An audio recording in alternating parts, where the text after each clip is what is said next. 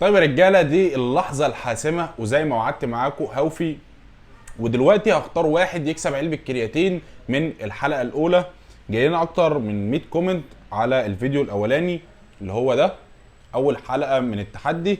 ودلوقتي هختار واحد عشوائي منكم يكسب علبه الكرياتين. يلا بينا، كمل معايا الفيديو الاخر عشان كل يوم في واحد بيكسب علبه كرياتين، وممكن يكون انت تكسب معانا في الرحله دي. في دي الكومنتات اللي جت على الفيديو، فاحنا هنحمل الكومنتات كلها وبعد كده هنختار واحد عشوائي.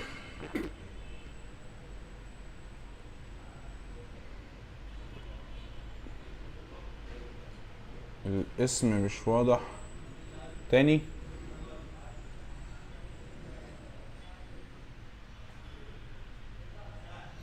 عبد السلام. عبد السلام معبد باين او حاجه زي كده. هنخش نبعت له.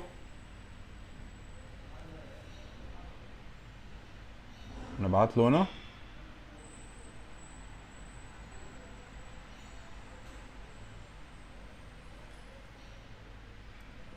مبروك كسبت علبة الكرياتين.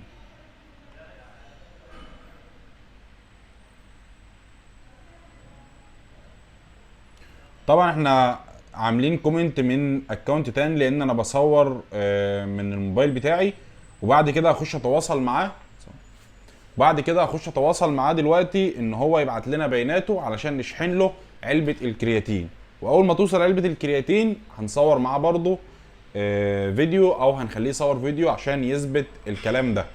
ازيكم يا جماعه، عاملين ايه؟ اهلا بيكم في الحلقه الثانيه من رحله التحول. النهارده هنكشف لكم ايه الفيتامينات اللي احنا بناخدها في الدايت علشان نوصل لاحسن نتيجه ممكنه، زي ما احنا وعدناكم وزي ما احنا اتفقنا ان احنا في 30 يوم هنوصل لفورمه ان شاء الله قويه جدا جدا جدا.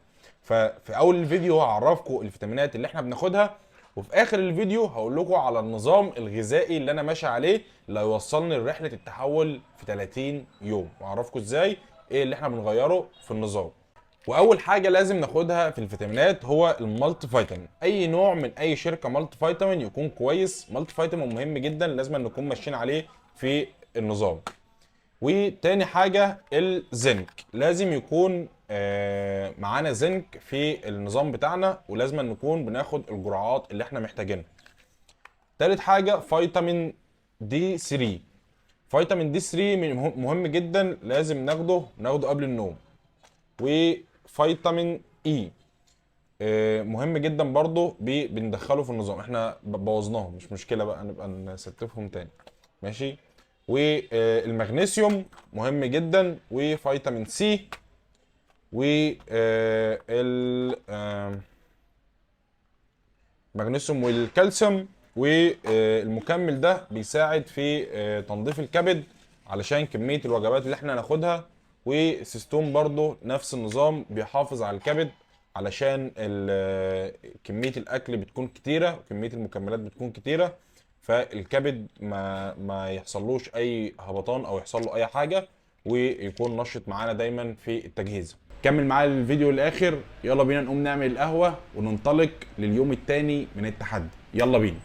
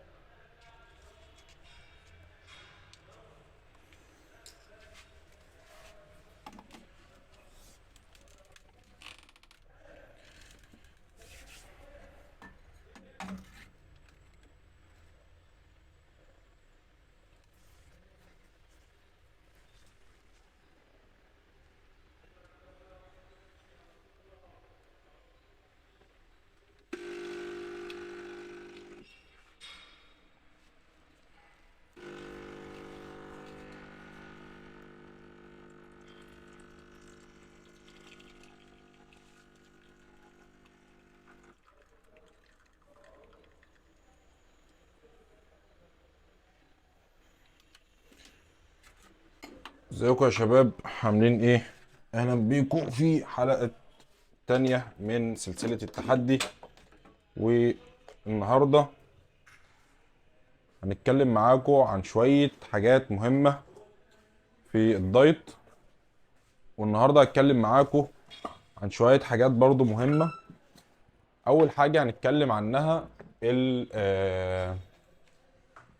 هنتكلم النهاردة عن الفيتامينات اللي احنا بناخدها وقت التجهيز، وهعرفكم كام وجبة هنمشي عليها، وهعرفكم كل حاجة النهاردة. كل يوم هنكشف لكم حاجة من الرحلة، عشان لو في حد فيكم عايز يكون معانا في الرحلة اوكي يشجع نفسه ويكون معانا.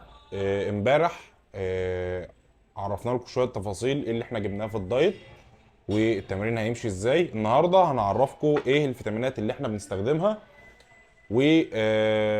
وهعرفكم برضو النظام الغذائي اللي انا حطيته لنفسي اول 10 ايام واحنا بنجهز طبيعي.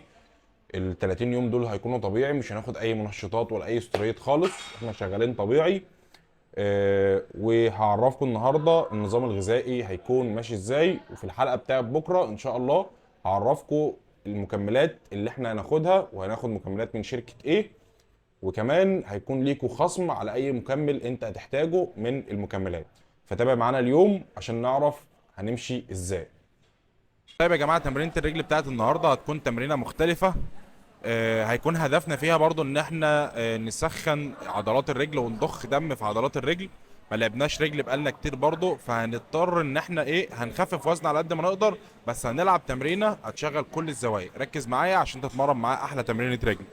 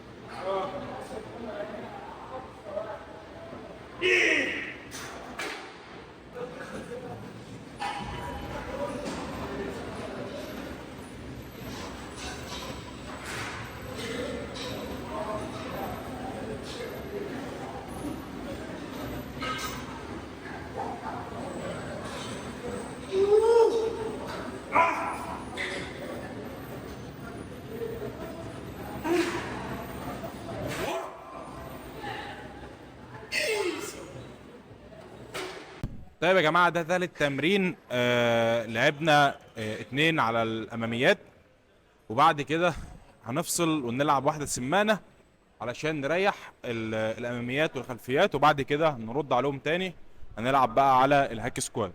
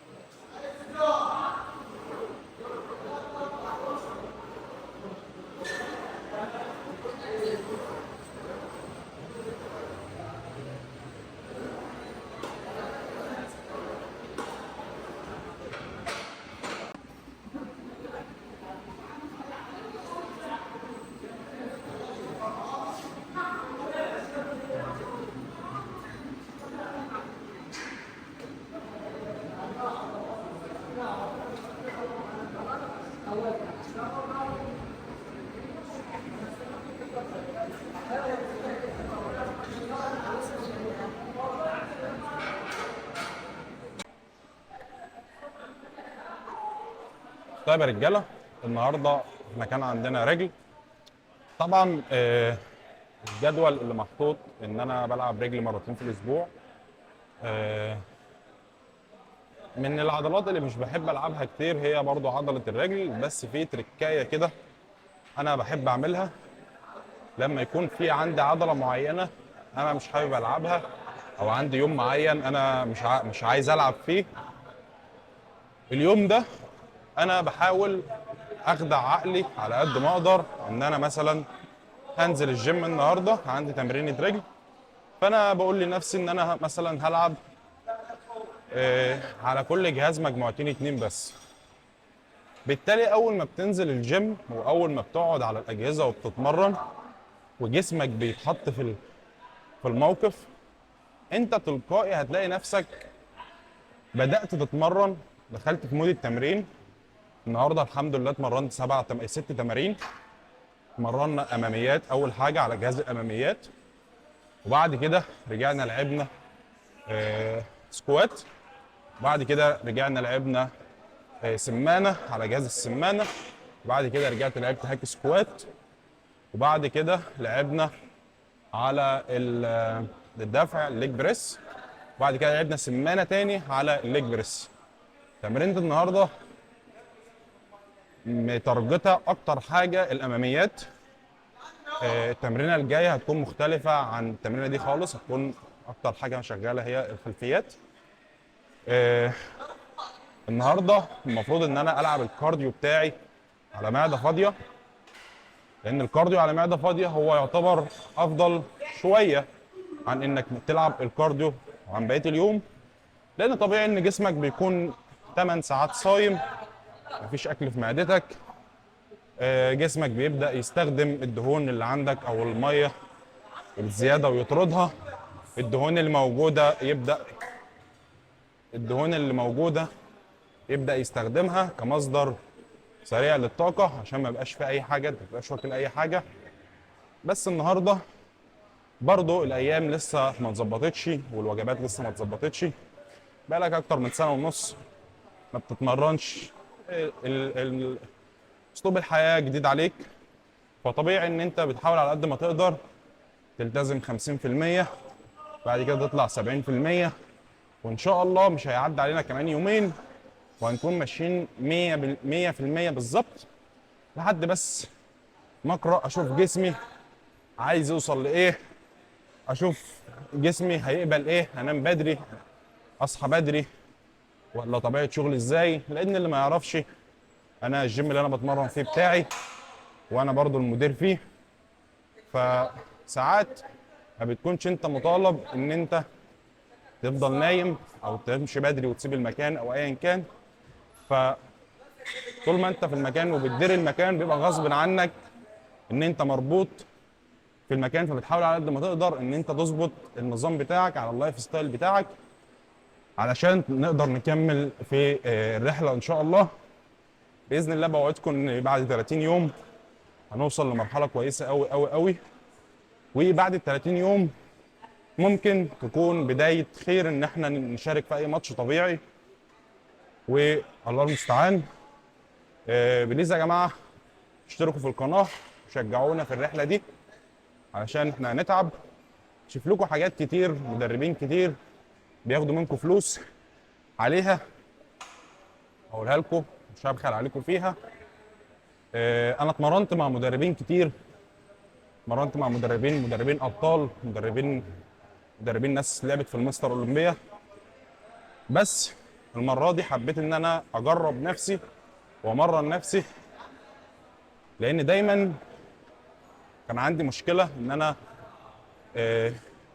ما بعرفش اسلم دماغي للمدرب، وده حاجه غلط. دايما بشغل كده سنه المدرب اللي عندي على اي تعديله على اي حاجه. بس ان شاء الله المره دي شايف نفسي في عين تالته، حاطط الجدول لنفسي، وهنوصل لمستوى حلو ان شاء الله، ودعواتكم ان احنا نوصل بشكل حلو. استنونا كل يوم في فلوج بمفاجاه جديده. ما تنساش ان كل يوم هنكسب واحد علبه كرياتين من الكومنتات، ممكن نختار بعد 5 حلقه ممكن نختار بعد سادس حلقه، ممكن نختار بعد الحلقه دي. خش اكتب كومنت، انت مش خسران حاجه، كل اللي عليك انك هتحط كومنت، وممكن يكون انت الفايز اللي هتكسب علبه الكرياتين. سلام.